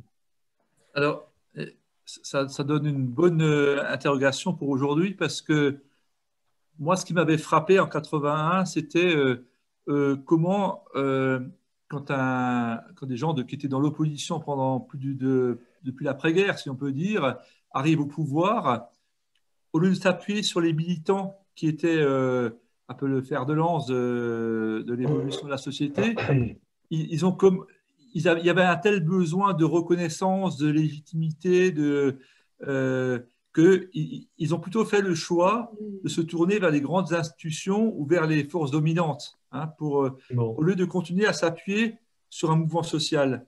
Or, si on veut réussir un changement, on a absolument besoin d'avoir une base sociale, d'avoir un mouvement social qui appuie les démarches. Parce que sinon, les contre-réactions sont tellement fortes qu'on ne peut que reculer ou du moins négocier ou tergiverser. Ah, donc, c'est extrêmement important que tout pouvoir qui veut réaliser du changement ait aussi le souci majeur de développer une base sociale qui ensuite anime auprès des populations, auprès du territoire, toutes les démarches. Et ça n'a pas été… Là, il y a quelque chose qui a été raté parce qu'on avait l'impression d'être une armée avec les fusils aux pieds. Hein, on attendait des appels, on attendait un élan et on avait l'impression d'être bridé en quelque sorte sur le terrain pour pouvoir vraiment réaliser un certain nombre de choses. Alors, il y a eu les États généraux qui ont été une belle initiative, hein, mais qui est restée au niveau de l'échange. Mais ça ne s'est pas traduit par des réformes ou par des actions concrètes ou des expérimentations, hein, ce qu'on ferait aujourd'hui. C'était un premier élément. Deuxième élément, il y avait aussi une notion qui à l'époque n'apparaissait pas et qui aujourd'hui, à mon avis, me semble fondamentale, c'est la notion du territoire. À l'époque, en 81, on travaillait sur les revenus, on travaillait sur le statut, hein, des paysans, des agriculteurs, on travaillait sur la production, mais on ne réfléchissait pas à une notion territoriale, donc à une alliance, mettons, entre urbains et ruraux. Hein, c'était encore des choses totalement qui apparaissaient comme totalement théoriques. Comme pour les gilets jaunes, quoi. Ouais, ouais. Et également sur la notion entre producteurs et consommateurs. Hein, c'était des notions qui étaient absentes à l'époque. Hein, et je me rappelle avoir été en 80, on avait eu au MRJC un rassemblement d'orientation et on avait parlé pour la première fois d'un autre développement. Et je m'étais fait remettre en cause, notamment par les délégués des travailleurs paysans à l'époque, qui m'avaient dit mais qu'on était en train de dévier, hein, de notre rôle central qui était de défendre le statut des paysans, leurs revenus, leur avenir, pour des terrains secondaires, hein, ou voire des des formes de dérive biologique, si on peut dire, au niveau de l'action, alors que c'était pourtant quelque chose qui était un peu un embryon finalement du développement local ou du développement durable. Mais ça n'apparaissait pas à l'époque comme ça. Donc là aussi, cette notion de territoire, d'alliance plus large, à mon avis, elle me paraît essentielle si on veut réussir un combat et créer un rapport de force suffisant. Super. Bruno. Oui, j'estime que le contexte a tout à fait changé maintenant. On a des forces qu'à l'époque, il n'existent pas. On a la force des consommateurs, on a la force des écologistes et on a la force des réseaux sociaux. Alors, les réseaux sociaux, c'est très ambivalent. Il y a du bon et du moins bon. Je suis très inquiet, moi, sur la baisse de la syndicalisation générale en France. Ah, d'accord. Il y a plus que 11% de syndiqués encore en mettant le public, sinon il n'y en a plus que 9 dans 7 chapelles. Et le syndicalisme français est en train de s'écrouler. Alors, on croit qu'on est des sociodémocrates, tout ça par moment, et les sociodémocrates, ils ont des forces syndicales beaucoup plus puissantes avec lesquelles ils travaillent, et ça n'existe pas. Depuis les lois Auroux, il n'y a jamais eu de grandes négociations sociales en France. Il y a eu des petits bouts de trucs, mais donc la France, elle est un peu perdue dans ce domaine-là. Oui, on est d'accord. Je voudrais dire aussi qu'on n'a pas le temps de tout faire là, mais il faudrait faire une bonne critique de la faiblesse des minorités syndicales qui ont voyagé leur temps dans leur minorité en coupant les cheveux en quatre. Et si certaines choses ne sont pas faites, c'est aussi de leur faute. Moi, je suis dans le Puy-de-Dôme et j'ai vécu en tant que secrétaire fédéral à l'agriculture du Puy-de-Dôme. Vous savez que c'est un département où les salariés, pendant 15 ans, ont détenu le pouvoir d'élire le président et le bureau de la Chambre d'agriculture. Ah oui, il y avait ça égalité. des expériences considérables. Mais bon, on n'a pas le temps, mais il y aurait des choses à dire. Il y aurait une critique à faire des minorités syndicales. Oui, tout à fait. Alors, Joseph Racapé. Oui, Didier, comment dire, je m'inscris dans l'idée selon laquelle on accède au pouvoir en 2022 et qu'est-ce qu'on peut faire sur les questions de politique agricole. Alors, moi, j'ai bien retenu ce que tu avais dit, c'est-à-dire que le programme de la CNA était pour le moins ambitieux puisqu'il envisageait ni plus ni moins de s'exporter dans tous les autres pays de l'Union européenne. Voilà. Alors, je veux bien croire qu'il n'y avait pas des mecs qui avaient suffisamment d'entre-gens pour être capables d'imposer ça au niveau de la Commission européenne, mais moi, je t'ai écrit que, à mon avis, c'était quand même une tâche absolument insurmontable, même par des gens compétents et même par des gens qui connaissaient bien les rouages de l'Union européenne. La politique agricole commune mise en place par De Gaulle était un système intégré qui ne pouvait pas se bouger comme ça sous la pression comment dire, des militants de la CNA et sous la pression même de l'appareil d'État français, ça aurait été très compliqué. Alors, j'en arrive à une victoire en 2022, ou je ne sais pas quand, peu importe. J'ai l'impression que ce problème-là, c'est-à-dire réformer sensiblement la politique agricole et l'exporter dans les autres pays européens, ça m'apparaît particulièrement difficile.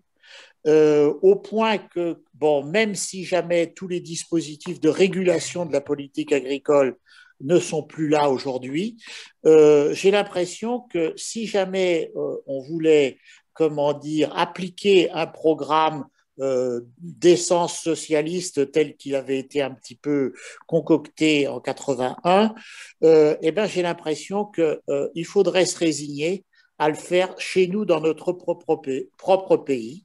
Parce que à chaque fois qu'on veut imposer des systèmes de régulation et de protection aux frontières, on a un ennemi absolu en Europe, c'est l'Allemagne. L'Allemagne n'est absolument pas prête à sacrifier ces ventes de voitures, comment dire, à des dispositifs de protection de la production agricole. Donc moi, j'en suis à me dire, mais eh ben, écoute, il faut casser la PAC si on veut faire quelque chose, le faire chez nous, avec les forces politiques qu'il y a chez nous. Certainement que il faudra s'appuyer sur les nouvelles forces sociales qui étaient évoquées tout à l'heure, faire de l'agriculture de proximité, et pourquoi pas organiser des systèmes de régulation de prix et des régulations de revenus, et pourquoi pas même remettre des dispositifs qui sont absolument pas des dispositifs libéraux en matière de marché, réintroduire des quantums, etc. En d'autres termes, moi j'ai l'impression que si on veut vraiment changer substantiellement la politique agricole, l'obstacle européen est très très fort, parce que on n'arrivera jamais à prendre l'ascendant sur les Allemands qui aujourd'hui sont le pays qui domine l'Union européenne et qui veut absolument pas qu'on ait des protections. Voilà. Donc subsidiarité accrue, politique agricole française, et on remet en route le format tel qu'on avait du temps de Gaulle. Voilà. Bon, je sais pas, je livre ça à votre réflexion, mais je suis pas très pro-européen en tenant le propos que je tiens là, mais je me demande si je suis pas réaliste. Voilà. Je m'arrête. J'ai pas cassé le rêve, nom de Dieu. Hein? Jean-Claude, Joplin, il rigole. Tout ce qui vient de se dire, à la fois sur l'Europe. Moi, je ne suis pas d'accord avec Joseph. Oui, d'accord. Tu vas imposer des dispositifs de régulation aux Allemands, toi? Non, mais si je peux juste commenter ce qu'a dit Joseph. La question est aussi, c'est un peu dans le texte de Didier, mais pourquoi partir simplement d'une réflexion française, comme si il n'y avait qu'en France qu'il y avait des pro-régulations des marchés, et si on veut changer quelque chose, à partir du moment où il y a une Europe, où il y a un marché unique, une politique agricole, il y a dans tous les pays de l'Union européenne, en tout cas dans beaucoup de pays de l'Union européenne, des forces qui sont à la fois syndicales et des forces politiques qui sont un peu dans la même direction que plus ou moins le groupe qui est représenté ici. Et donc, c'est là-dessus qu'il faut s'appuyer. Il faut arrêter d'avoir des réflexions franco-françaises, parce que là, c'est sûr qu'on va dans le mur. Et mettre des frontières franco-françaises, bon, je dirais, c'est aussi irréaliste que de penser que la gauche va gagner en 2022. Et pourquoi envisager un précaré français comme s'il n'y avait que les Français à vouloir changer le néolibéralisme. Il faut partir. Il faut partir de la mobilisation aussi au niveau européen, quoi. D'accord. Et pour ça, il faudrait aussi des listes européennes aux élections européennes. Ça, ce serait déjà un pas dans cette direction-là. Voilà, comme ça, à chaud. Ne fais pas l'impasse sur toutes les destructions des dispositifs de la politique agricole qu'on a constatées et qui n'ont fait qu'empirer depuis 1992. Ah oui, non, mais je partage tout ça avec toi. T'es gentil, toi. C'est ce que j'ai fait pendant 30 ans. Hein. On a essayé pendant 30 ans, au niveau syndical paysan européen, de modifier profondément la PAC. Bon, voilà, on a peut-être dit quelques pierres sur le chemin, peut-être, mais je te dis qu'il y a des forces pro-régulation des marchés en Europe, pas seulement en France. Je crois que Jean-Claude a demandé la parole. Non, Jean-Claude, tu as demandé la parole, non? Oui, mais bon, j'écoute le débat parce que moi, je ne suis pas un spécialiste de la PAC. Et j'ai vécu 81 dans un autre domaine, enfin dans un autre ministère d'une part, et dans d'autres organisations politiques. À l'époque, j'étais responsable à la CGT. D'ailleurs, j'ai jamais entendu parler de contact sur l'agriculture avec les syndicats ouvriers. Je ne sais pas si ça a été fait avec tous les syndicats ouvriers, et j'étais à la direction de la CGT à l'époque, à la commission exécutive. Hein. Bon, mais j'ai vécu aussi des questions européennes pendant 20 ans, donc en participant aux prises de décision au sein des réunions, au sein du gouvernement et de l'interministériel. Donc, je sais un peu comment ça se passe. Moi, ça m'amène à deux ou trois réflexions. Je pense qu'il ne faut pas raisonner l'agriculture en dehors de tous les autres problèmes. Oui. Or, ce qui a été fait au sein du PS à l'époque, c'est que ça a été raisonné comme un secteur particulier en dehors des autres. Et à partir de là, les alliances, entre guillemets, j'aime pas moi le terme alliance, parce que pour moi, je vais le redire, Didier le sait, alliance a comme synonyme trahison. Donc, et l'histoire nous le prouve. Donc, je pense qu'il faut qu'on travaille sur des intérêts communs, qu'on travaille sur beaucoup plus profondément. C'est pour ça qu'il ne pouvait pas y avoir à l'époque une vraie convergence avec le monde ouvrier qui lui-même était en extrême difficulté puisqu'il sortait des grandes batailles sur la désindustrialisation. Je vous rappelle qu'on était sur la sidérurgie, le textile, etc., etc. Donc, c'était déjà très compliqué de ce côté-là. Il y avait déjà un affaiblissement du monde syndical ouvrier aussi à l'époque. La deuxième question, c'est que vraiment, il faut qu'on travaille avec des forces qui aujourd'hui sont relativement nouvelles, qui existaient déjà. Tout à l'heure, je n'ai pas voulu interrompre la discussion, mais moi, il y avait une question qui m'était venue, c'est quelle relation avait le ministère de l'Agriculture de l'époque avec le ministère de l'Environnement de l'époque? Or, aujourd'hui, je pense que les questions environnementales sont un levier très important pour l'agriculture. Et je pense que dans la discussion future, et en tout cas dans les enseignements que l'on pourrait tirer, à partir du texte qu'a fait Didier, ça serait une de réflexion de ce type-là. Quel type d'articulation et quel type de bataille en commun sur des intérêts communs qui sont exactement de même nature, on peut justement monter un certain nombre de choses dans le domaine agricole, dans le domaine de la consommation, dans le domaine de l'environnement, et y compris en liaison avec le domaine industriel et administratif qui est aussi complètement détruit en France. Sur l'Europe, oui, on a perdu beaucoup de capacités d'influence par une politique irresponsable de la France depuis au moins 25 ans ou 30 ans. On a laissé les Allemands prendre tous les postes de responsabilité importants, pas seulement dans l'agriculture. Donc, il y a un problème de reconquête à ce niveau-là. D'accord. Ouais. Et un véritable problème de travail sur le fond.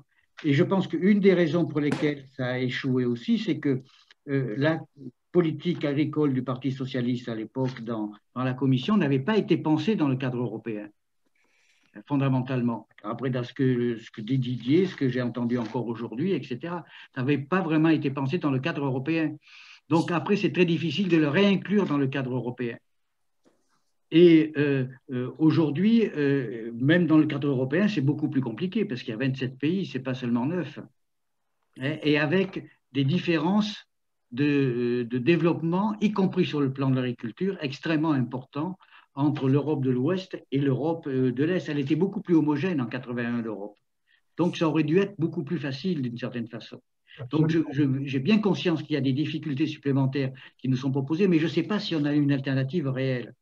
Et quand on voit l'évolution de la PAC, je pense qu'on le voit bien avec le gouvernement actuel et ce qui se passe sur les propositions qu'a fait le gouvernement, il y a une espèce de détricotage de la PAC, mais il y a en même temps une plus grande liberté que peuvent acquérir les États membres pour faire autre chose. Or, cette liberté, le gouvernement actuel, il l'utilise pour continuer à faire comme avant avec la FNSEA.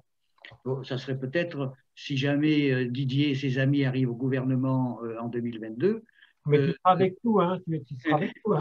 Ça serait peut-être une façon de poser le problème complètement différemment et de rompre avec la FNSEA, qui aussi s'est affaiblie dans le mouvement syndical aussi, et de voir quelles sont les forces plus larges, y compris en intégrant les problèmes d'environnement et les forces qui se battent sur les questions environnementales pour une agriculture complètement différente. Donc je pense qu'il faut qu'on ait un raisonnement beaucoup plus dialectique que ça. Une des questions que moi est venue en lisant le texte de Didier, c'est que c'était trop agriculture, quoi. Eh ben oui, non, mais c'est clair. Hein, voilà, c'est la principale chose que je peux dire. Alors, bon, je pourrais développer des lettres de noblesse pour intervenir sur l'agriculture, puisque je suis petit-fils de paysans. Dans mon enfance, j'ai fait les foins, j'ai fait les blés, j'ai semé les patates, ramassé les pommes de terre, etc., etc. Donc, mais sérieusement, je pense que si on ne raisonne pas l'agriculture dans un ensemble plus vaste, d'accord. Et c'est pareil dans tous les domaines. Parce qu'on a eu les mêmes difficultés ailleurs. Et moi, je vois dans les transports, on a eu les mêmes difficultés d'une certaine façon. Alors après, il y a des questions très importantes qui est comment on se prépare à gouverner. Et ça mérite une réflexion parce que est-ce qu'aujourd'hui, les partis de gauche, même unis, ont les hommes et les capacités de gouverner réellement quand on regarde les programmes qu'ils nous proposent pour les élections régionales, par exemple, ou même dans ce qui se prépare pour les élections présidentielles. Est-ce que vraiment on a cette capacité-là, ce que ça implique? On voit bien quand on n'est pas préparé, ce que ça a fait avec l'équipe d'incompétents qu'on a avec Macron et autour de Macron. Il y a toute la politique de Macron qui est faite en fonction du CAC 40, disons pour résumer, mais il y a aussi une incompétence et un amateurisme considérable dans cette équipe-là, et à tous les niveaux, au niveau de l'Assemblée nationale, au niveau du gouvernement, au niveau de l'administration aujourd'hui, parce que Macron nomme des gens du CAC 40 beaucoup plus que des agents de la fonction publique. Donc, cette question-là se réfléchit et se prépare avant. Or, elle n'est pas du tout préparée dans aucun des partis de gauche aujourd'hui. Aucun. D'accord. Complètement d'accord. Non, mais tout à fait. C'est vrai. Alors,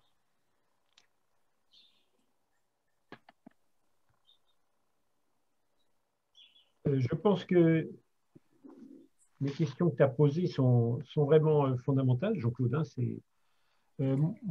il me semble que la préparation, elle peut se faire. C'est important de distinguer parmi les fonctionnaires qui restent, parce qu'il y en a encore, hein, ceux qui sont prêts à faire ceux qui sont prêts à réfléchir en amont, si tu veux. Et donc les clubs de pensée, le travail associatif tel qu'on a pu le faire ensemble et tel qu'on le fait encore aujourd'hui dans des collectifs, etc., c'est sûrement un terreau pour pouvoir discerner des gens qui ensuite pourront prendre des responsabilités. Moi, je me souviens qu'avant mai 81, on avait fait le compte avec Jean Moulias, qui est décédé aujourd'hui, des fonctionnaires qui, au ministère de l'Agriculture, étaient capables de prendre, d'être actifs et qui avaient la capacité à travailler dans le sens de ce projet. Et on n'avait que 7 sur tout le ministère, hein, parce qu'on sortait de 35 ans de trucs. Mais ensuite, en 88, on avait fondé un autre club qui s'appelait Avril, hein, qui a fait la suite de Mars d'ailleurs, hein, et on avait fait tout un travail. Tous les mois, il y avait des réunions informelles où les gens présentaient des choses, des textes, il y avait des réflexions. C'est là qu'on a concocté la loi ATR de 92 sur les communautés de communes, par exemple. Et ça, je pense, bien ou mal, hein, parce que j'ai beaucoup à dire sur les orientations qu'on avait à l'époque, je serais plus radical aujourd'hui. Hein. Mais en tout cas, ça existait et ça a permis ensuite de meubler les cabinets ministériels de gens qui étaient relativement déjà aguerris sur un certain nombre de choses. Hein. Et donc là-dessus, je pense que ce type de travail, il est nécessaire à refaire. Voilà. Et tu vois bien que de avril jusqu'en août où on récolte, il y a encore mai, juin, juillet, août. On s'est arrêté à avril. Oui. Bon, il est 8h moins le quart, 8h moins 10. Hein. On a dit qu'on s'arrêtait à 8h. Hein. Moi, j'aimerais peut-être qu'on voit maintenant ce que vous pensez de ce début de réflexion qu'on a fait et la façon dont on peut le continuer. Est-ce qu'il faut le continuer? Bon, moi, j'ai d'autres engagements, hein, je ne suis pas à plein temps là-dessus, donc, mais j'ai vu à travers les textes qui ont été envoyés par les uns et les autres qu'il y a un véritable éclaircissement à faire. Ce que je tire quand même de la discussion, c'est qu'il y a quand même il y a une convergence dans l'analyse, hein, sur les différentes causes. Ça me rassure plutôt parce que j'ai entrepris ce travail avec un peu de crainte et tremblement, vu que ça fait 40 ans que je m'occupe plus d'agriculture, hein, donc c'était un peu loin, mais on se remet dans le bain, hein, et je pense que tous ceux qui sont restés dans la course là, ils ont des choses à dire sur ce qui peut être utile pour aujourd'hui. Donc ça vaut le coup quand même, je pense, d'essayer de boucler quelque chose d'ici la fin de l'année, on va dire, hein. Alors est-ce qu'on pourrait envisager que chacun d'entre vous, selon ce qu'il souhaite, fait des compléments écrits, hein, des notes, ou envoie des documents qu'il a déjà fait, et que moi j'essaye de faire pendant l'été ou en septembre une synthèse des principales idées, sans tout prendre en compte, mais en essayant de voir ce qui converge, hein. Et est-ce que vous êtes d'accord pour un nouveau débat en septembre? Oui. Oui. Oui. Bon. Moi, j'appartiens au mouvement européen. C'est qui, moi? On ne voit pas. Oui. Moi, j'appartiens. Ah, pardon, Bruno, je ne t'avais pas vu. Oui, j'appartiens au mouvement européen. J'étais président du mouvement européen pour la région Auvergne pendant un certain temps. Enfin, moi, j'ai 82 ans et maintenant, je crois que je suis au balcon. Hein, je regarde ce qui se passe. Mais le mouvement européen, Auvergne, va publier un document à l'automne sur la PAC, tout ça, avec des gens ici qui sont du milieu de la recherche, et je vous l'enverrai. D'accord. Est-ce qu'on fait circuler tous les textes? C'est très lourd, hein, ça risque d'être très vite très lourd. Ou est-ce que je fais circuler je fais une sélection, hein? Il y a quelques textes que j'ai mis sur le site déjà, hein. En particulier, il y a un texte que je vous recommande. C'est un texte de Pierre Coulon qui a été écrit en juillet 81 pour essayer de dire comment pouvaient se réaliser des offices fonciers.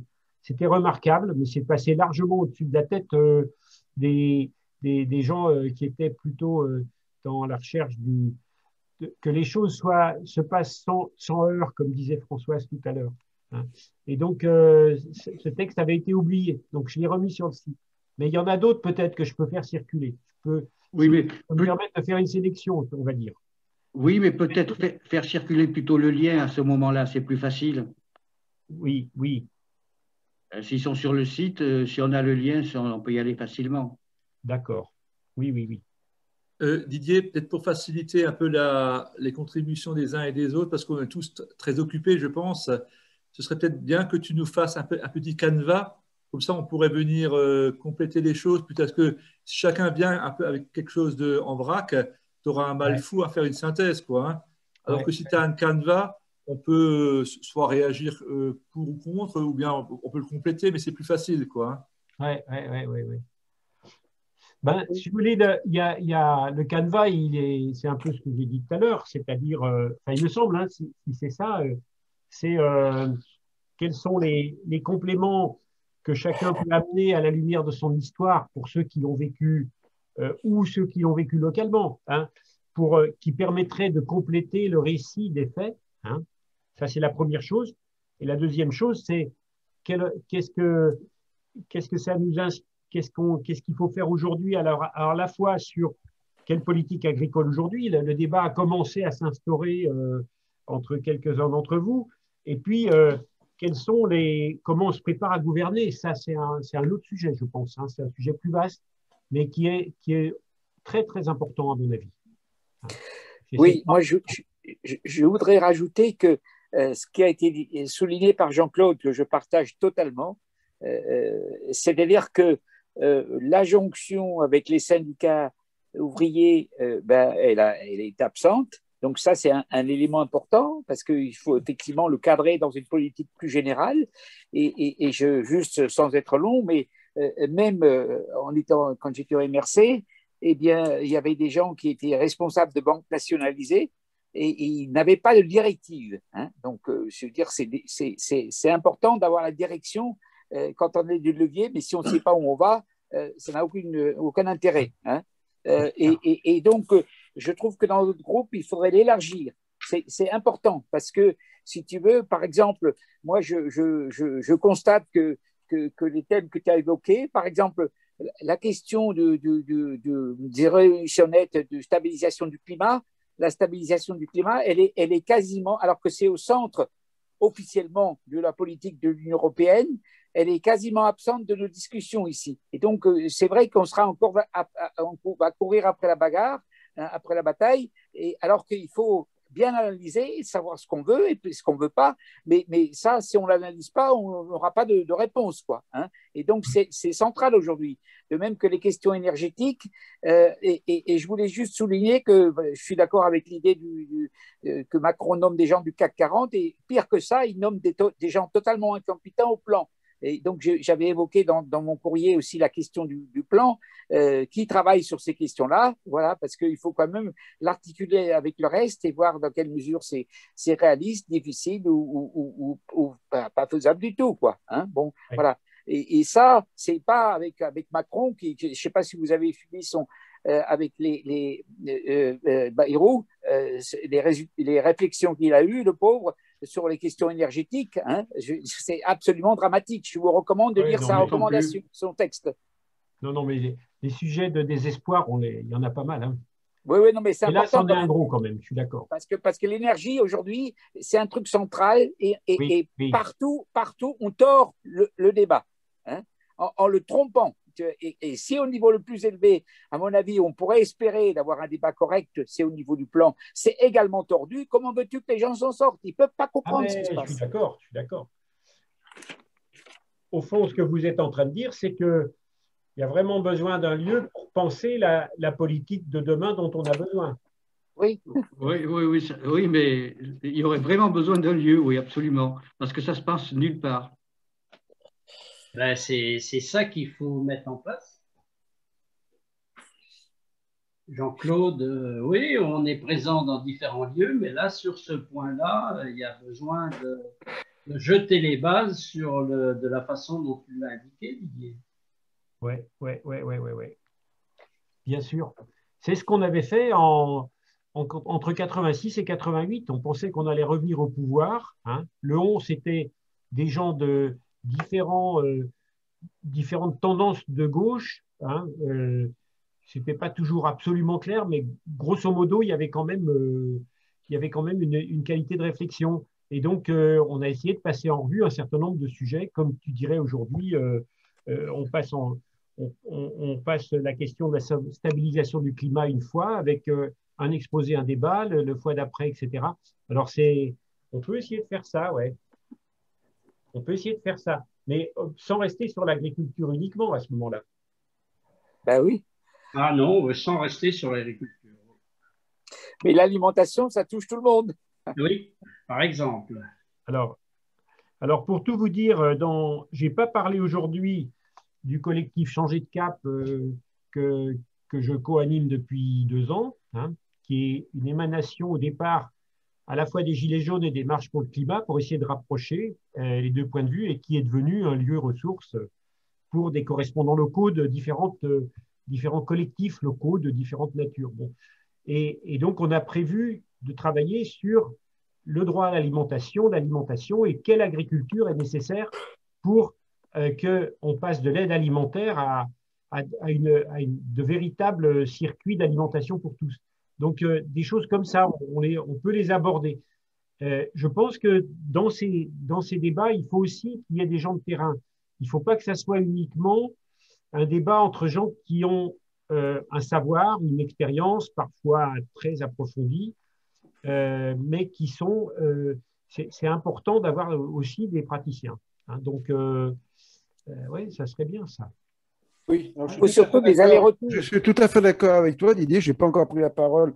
J'interviens quand j'entends ça parce que, bon, je me suis pas présenté, mais je vais peut-être pas le faire maintenant parce qu'on est à 3 minutes de la fin. Mais je suis tout à fait d'accord d'intégrer des jeunes et des jeunes qui sont engagés sur une nouvelle agriculture respectueuse des hommes et de l'environnement.